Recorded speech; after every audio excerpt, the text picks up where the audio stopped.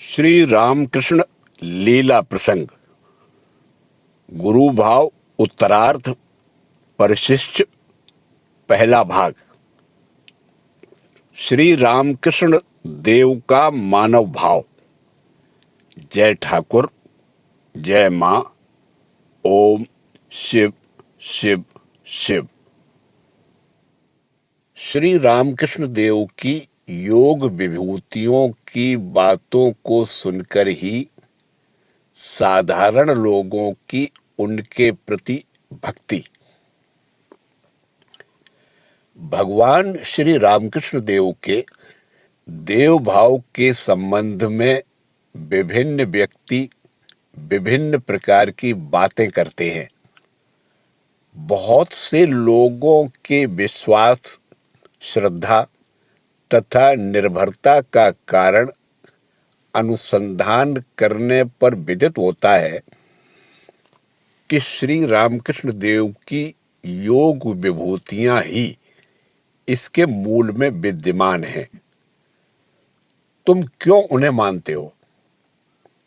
इस प्रश्न के उत्तर में लोग प्रायः यही कहते हैं कि भागीरथी के तट पर दक्षिणेश्वर मंदिर में बैठे हुए श्री रामकृष्ण देव बहुत दूर पर घटने वाली घटनाओं को देख लेते हैं। स्पर्श के द्वारा दुसाध्य व्याधियों से कभी लोगों को मुक्त कर दिया करते थे।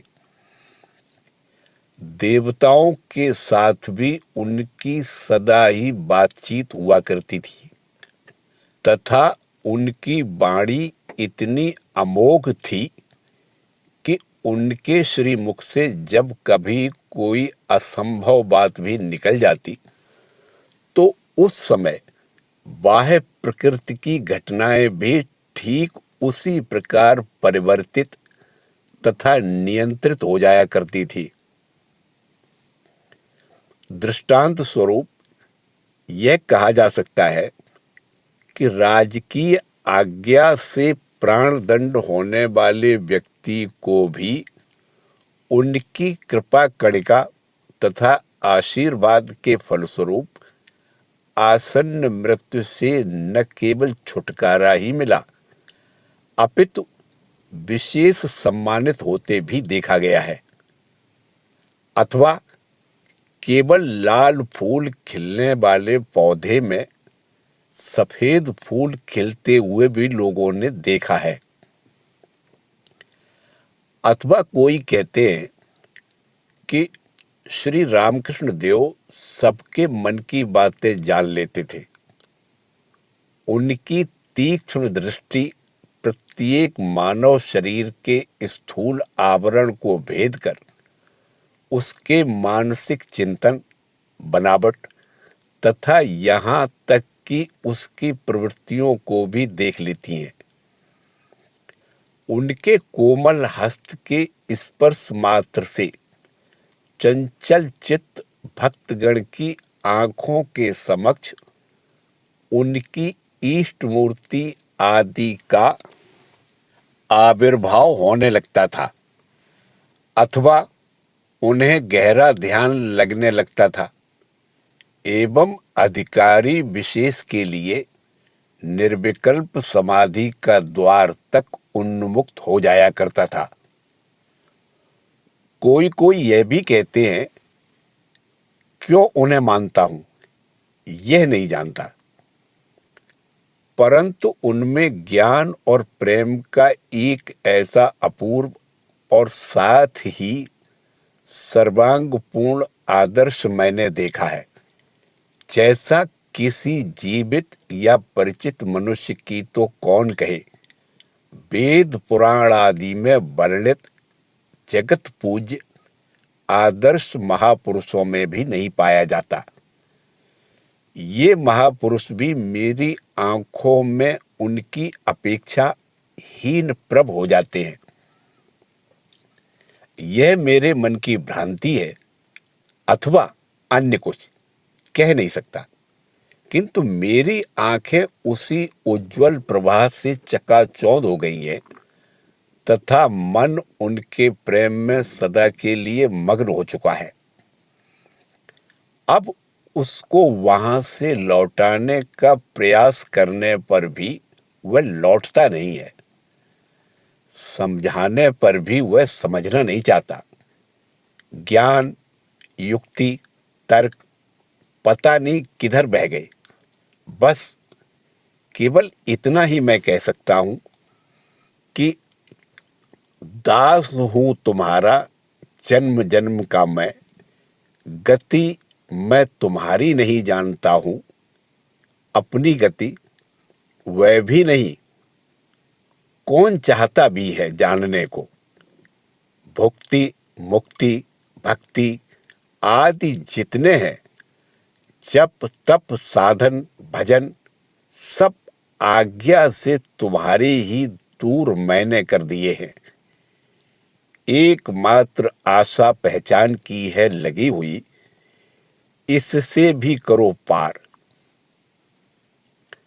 अतः ये स्पष्ट है कि शेषोक्त अल्पसंख्यक व्यक्तियों को छोड़कर अन्य सभी साधारण लोग स्थूल बाह्य विभूति अथवा सूक्ष्म मानसिक विभूति के कारण ही उनके प्रति भक्ति विश्वास करते हैं तथा उन पर निर्भर रहते हैं।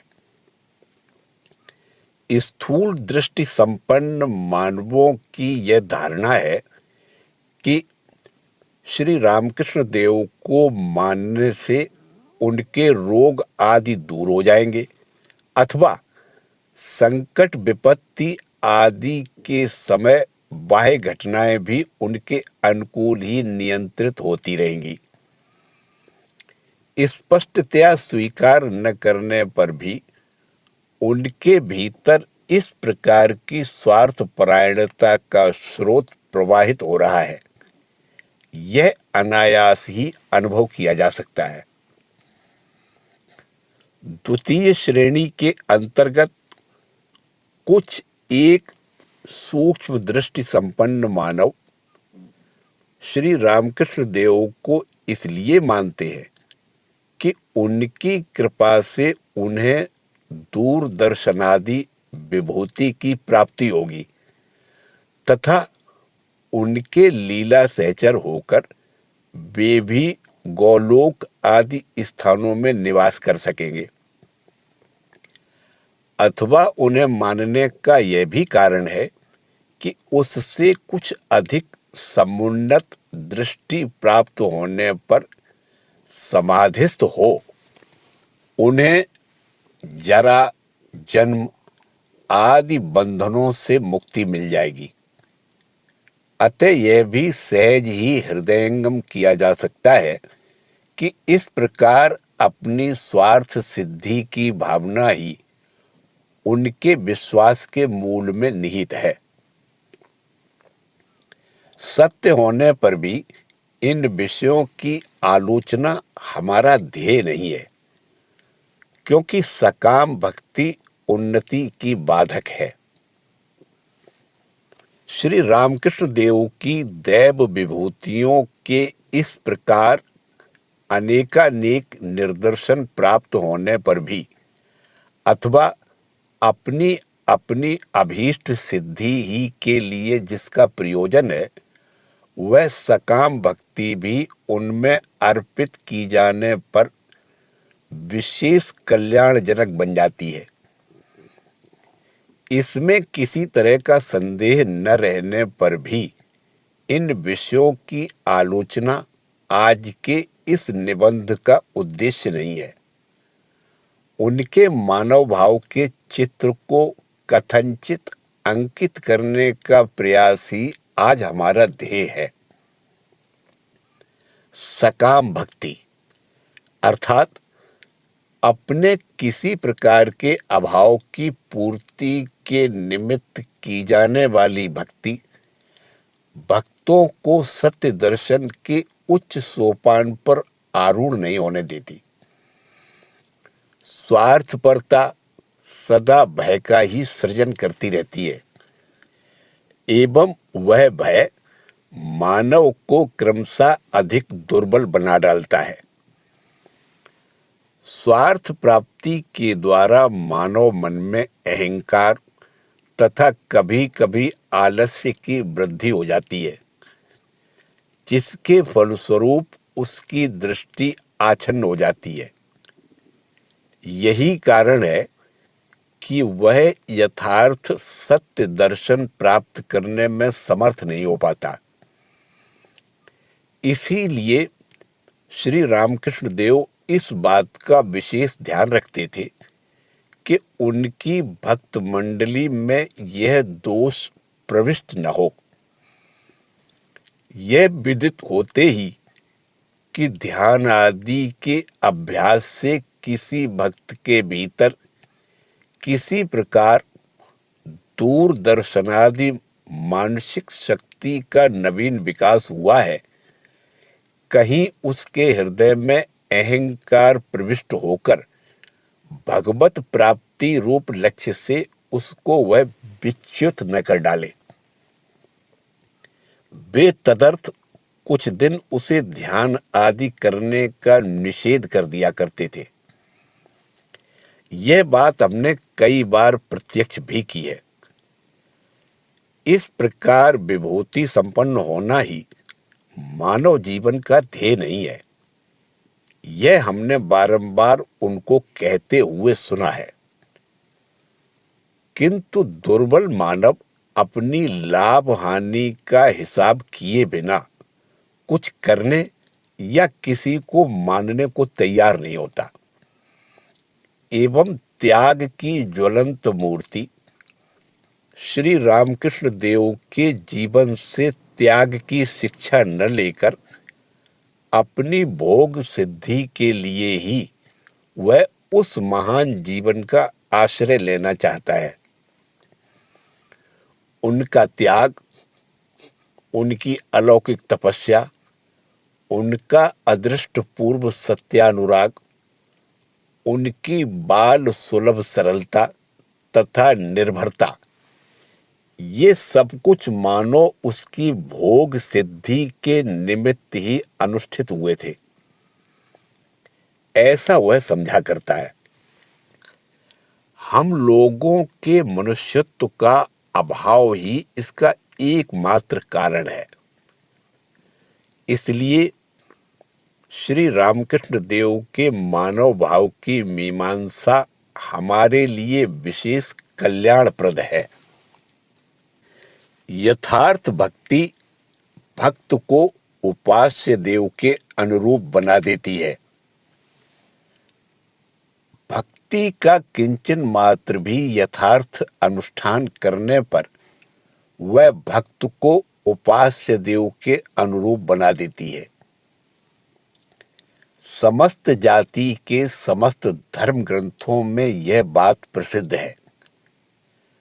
क्रॉस पर आरूढ़ ईसा की मूर्ति में समाहित चित्त भक्त के हाथ पैर से रुधिर का निकलना, श्री राधिका के विरह दुख के अनुभव में निमग्न हृदय श्री चैतन्य देव को अत्यधिक गात्रदाह होना तथा कभी कभी उनकी वत स्थिति होना, ध्यान स्थगित बुद्ध मूर्ति के समक्ष बौद्ध भक्त का दीर्घ काल तक निश्चेष्ट रूप से बैठे रहना इत्यादि घटनाएं इसके प्रकृष्ट उदाहरण है। मनुष्य विशेष के प्रति किए जाने वाले प्रेम के द्वारा मनुष्य को धीरे धीरे अज्ञात रूप से अपने प्रेमास्पद के अनुरूप बनते एवं उसके बाह्य हाव भाव तथा चाल ढाल आदि, यहाँ तक कि उसकी मानसिक चिंतन प्रणाली का भी समूल परिवर्तन हो, उसके सदृश बन जाते हुए हमने स्वयं भी प्रत्यक्ष किया है।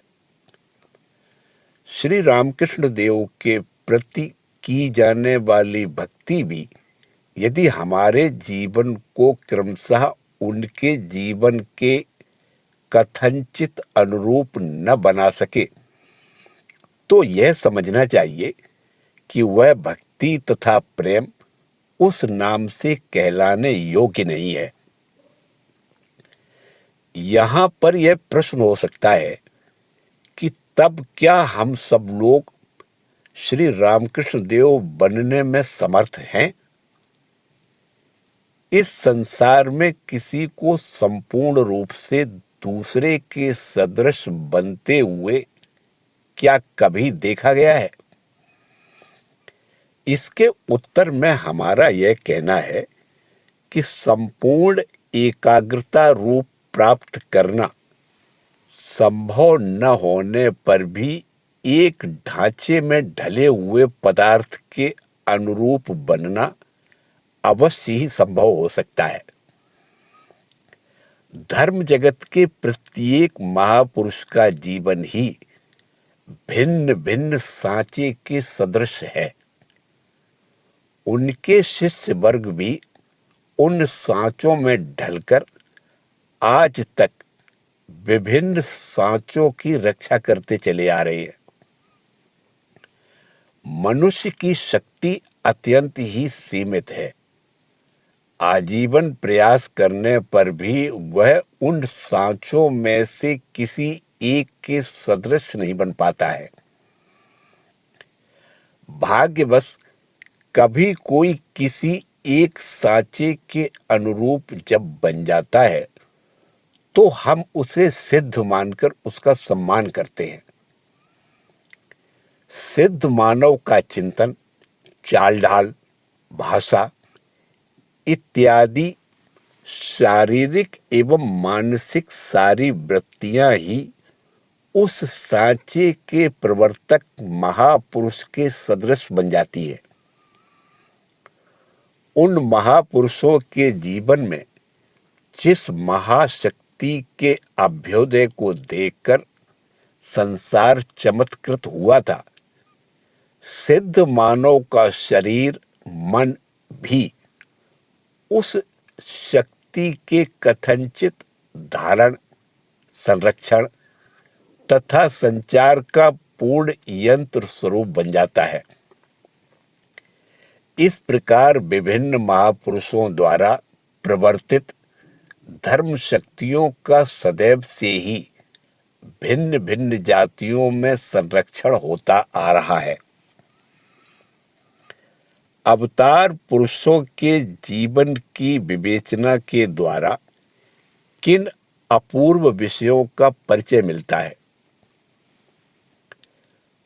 धर्म जगत में जो महापुरुष अदृष्ट पूर्व नवीन सांचे का जीवन प्रदर्शित कर जाते हैं, आज तक ईश्वरावतार रूप से जगत उनका पूजन करता चला आ रहा है। अवतार वर्ग धर्म जगत में नवीन मत तथा नवीन पथ का आविष्कार करते हैं। स्पर्श मात्र से ही दूसरों के भीतर धर्म शक्ति संचारित कर देते हैं। उनकी दृष्टि इस अनित्य संसार में काम कांचन के कोलाहल की ओर कभी भी आकृष्ट नहीं होती। उनके जीवन की मीमांसा एवं विवेचना करने पर यह भली भांति विदित होता है कि दूसरों को मार्ग प्रदर्शन करने के निमित्त ही उनका आविर्भाव हुआ है।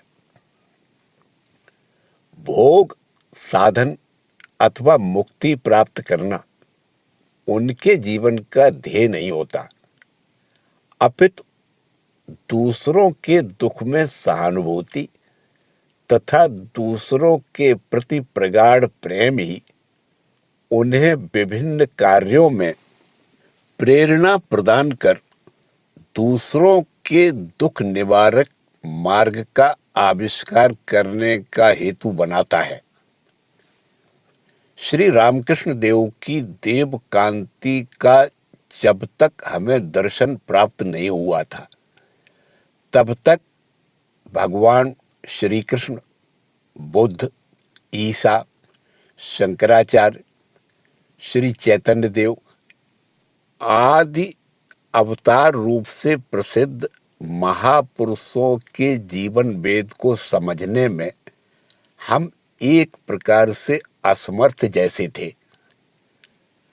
हमें ऐसा प्रतीत होता था मानो उनके जीवन की अलौकिक घटनाएं अनुयायियों की संख्या बढ़ाने के लिए ही उनकी शिष्य परंपरा द्वारा रचित रोचक कथा मात्र है, तथा अवतार के विषय में यही धारणा होती थी कि सभ्य जगत के विश्वास क्षेत्र के बाहर का कोई अद्भुत काल्पनिक प्राणी विशेष है अथवा ईश्वर का अवतार लेना संभव है। यह प्रतीत होने पर भी उनमें हम लोगों की तरह मानव भाव विद्यमान है, यह हमें विश्वास नहीं होता था। उनके शरीर में भी हमारी तरह रोग आदि हो सकते हैं, उनके चित्त में भी हम लोगों की तरह हर्ष शोक आदि विद्यमान है, उनके भीतर भी हमारी तरह प्रवृत्तियों का देवासुर संग्राम हो सकता है। इस बात की हम धारणा तक नहीं कर पाते थे। श्री रामकृष्ण देव के पवित्र स्पर्श से ही हमें इन विषयों की उपलब्धि हुई है।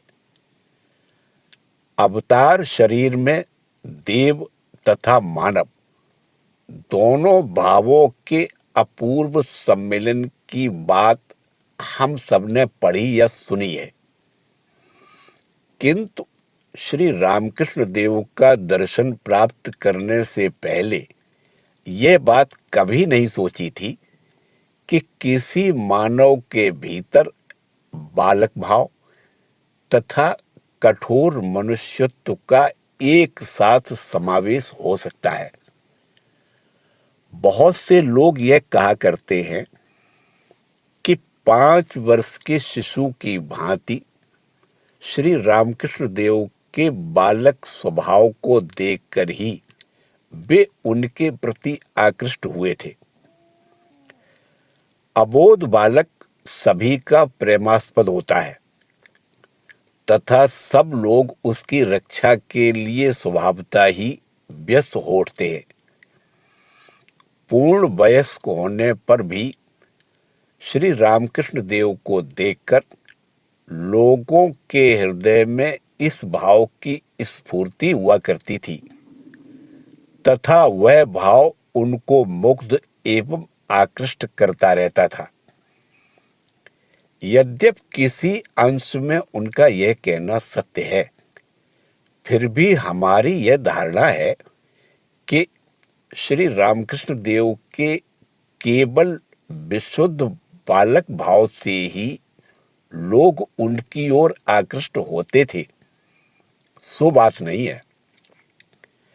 किंतु दर्शकों के मन में हर्ष और प्रेम के साथ ही साथ उस समय श्रद्धा एवं भक्ति का उदय होते देखकर यही कहना पड़ता है कि कुसुम सदृश कोमल बालक वेश में आवृत उनके जीवन का वज्र कठोर मनुष्यत्व ही उस आकर्षण का कारण था। अयोध्याधिपति श्री रामचंद्र के लोकोत्तर चरित्र का वर्णन करते हुए भारत के यशस्वी कवि ने कहा है,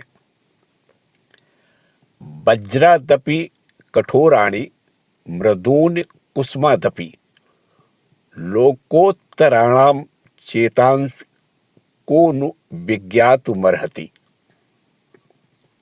श्री रामकृष्ण देव के संबंध में भी यह बात पग पग पर कही जा सकती है। श्री रामकृष्ण देव का बालक भाव एक अभिनव वस्तु थी। असीम सरलता, अपार विश्वास, अपूर्व सत्यानुराग उस बालक के हृदय में सदा प्रकट रहते हुए भी विषयी मानव को उसमें केवल निर्बुद्धता तथा विषय बुद्धि राहित्य का ही परिचय मिलता था। सभी लोगों की, विशेषकर धार्मिक चिन्हधारियों की बातों में श्री रामकृष्ण देव का प्रगाढ़ विश्वास था। अपने देश तथा गांवों के प्रचलित भावों के द्वारा उनके भीतर इस अद्भुत बालक भाव के परिपुष्ट होने में विशेष सहायता प्राप्त हुई थी। श्री रामकृष्ण देव की जन्मभूमि कामारपुकुर गांव सस्य श्यामल अंग में हरित समुद्र रूप अथवा उसके प्रभाव से धूसर मृत्तिका समुद्र की भांति अवस्थित अनेक योजन व्यापी विस्तृत मैदान, उसमें बांस, बट, खजूर, आम, पीपल आदि वृक्षों से आच्छादित किसानों द्वारा निर्मित मिट्टी की सुपरिष्कृत टापुओं की तरह शोभायमान पर्णकुटियां, गहरी नीली पत्तियों वाले बड़े बड़े ताड़ वृक्ष, भ्रमर गुंजन समन्वित कमलों से आच्छादित हालदार पुकुर आदि प्रसिद्ध विशाल सरोवर समूह, बूढ़ो शिव आदि प्रख्यात देवाधिष्ठित ईंट या पत्थर से निर्मित छोटे छोटे देवालय, गांव से कुछ ही दूरी पर अवस्थित प्राचीन मांदारण गढ़ नामक किले के भग्न स्तूपों का ढेर, गांव की अंतिम सीमा पर तथा किनारे पर अस्थियों से भरे हुए अत्यंत प्राचीन शमशान, तड़ाच्छादित गोचर भूमि, आभ्र कानन, वक्र गति से प्रवाहित भूतिर खाल नाम की छोटी सी नहर तथा समग्र गांव के आधे से भी अधिक भाग के बीच जाता हुआ बर्दवान से जगन्नाथ धाम का यात्रियों से परिपूर्ण वर्तमान कालीन सुदीर्घ राजमार्ग, यह है श्री रामकृष्ण देव के जन्मभूमि कामारपुकुर गांव। बालक रामकृष्ण के अद्भुत आचरण। इस गांव में श्री चैतन्य देव तथा उनके शिष्यों द्वारा प्रचलित वैष्णव धर्म का ही जोर है। किसान लोग परिश्रम करने के साथ ही साथ अथवा दिन डूबे अपने काम काज समाप्त कर वैष्णव पद कर्ताओं द्वारा रचित पदों का गान करते हुए आनंद विभोर हो अपना श्रम दूर करते हैं। सीधा साधा पदमय विश्वास ही इस धर्म का मूल है। जीवन संग्राम की कठोर तरंगों से अत्यंत दूर अवस्थित इस गांव की तरह उस बालक का हृदय भी वैसे ही विश्वास तथा धर्म के विशेष अनुकूल था। किंतु बालक रामकृष्ण का बालक भाव इस गांव में भी अद्भुत कहकर प्रख्यात हुआ था। उस बालक के विचित्र कार्यों से भले ही न हो, किंतु उसके लक्ष्य की गहराई तथा एकाग्रता को देखकर सब लोग अवाक रह जाते थे।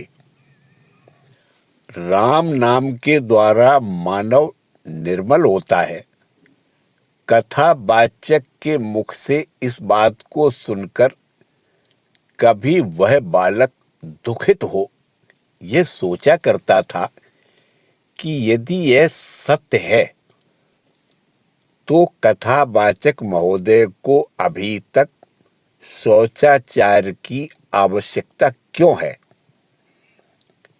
कभी केवल एक बार मात्र धार्मिक नाटक या रामलीला आदि देखकर यह बालक उस अभिनय का हर एक हाव भाव आदि सीख लेता तथा अमराई में अपने साथियों के साथ उसका पुनः अभिनय किया करता था। दूसरे गांव को जाने वाले पथिक वर्ग बालक का अद्भुत अभिनय देख तथा संगीत सुनकर मुग्ध हो गंतव्य स्थान को जाने की बात भूल जाते थे। देवी देवताओं की मूर्तियों का निर्माण, देवताओं के चित्र बनाने, दूसरों के हाव भावों का अनुकरण, संगीत, संकीर्तन, रामायण, महाभारत तथा भागवत आदि शास्त्रों का श्रवण कर उन्हें अपना लेने और प्राकृतिक सौंदर्य का गंभीर अनुभव आदि में इस बालक की दक्षता प्रकट होती थी। उनके श्री मुख से हमने सुना है कि काली घटाओं से आच्छादित आकाश में शुभ्र बक पंक्ति को देखकर सर्वप्रथम वे समाधिस्थ हुए थे। उस समय उनकी आयु केवल 6-7 वर्ष की थी। हृदय में जब जो भाव उदित होता था उस भाव में तन्मय हो जाना ही उस बालक मन का विशेष लक्षण था। उनके पड़ोसी अभी तक एक बनिए के घर के आंगन को दिखाकर बताते हैं कि एक दिन उस जगह हर पार्वती संवाद के अभिनय के समय अभिनेता के सहसा बीमार पड़ जाने के कारण किस तरह सबने रामकृष्ण से अनुरोध पूर्वक शिव की भूमिका में अभिनय कराने का प्रयास किया था, किंतु शिव की वेशभूषा धारण कर वे उस भाव में इस तरह तन्मय हो गए थे कि बहुत समय तक उनकी बाह्य चेतना तक नहीं रही थी। इन घटनाओं से यह स्पष्ट प्रतीत होता है कि बालक होते हुए भी उनमें बालक सुलभ चंचलता नहीं थी।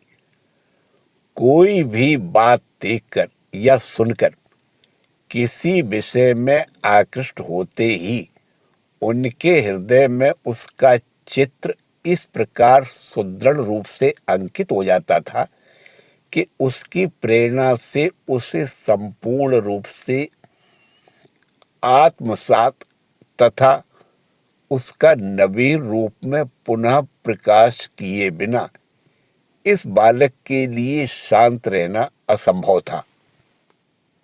जय ठाकुर, जय मां।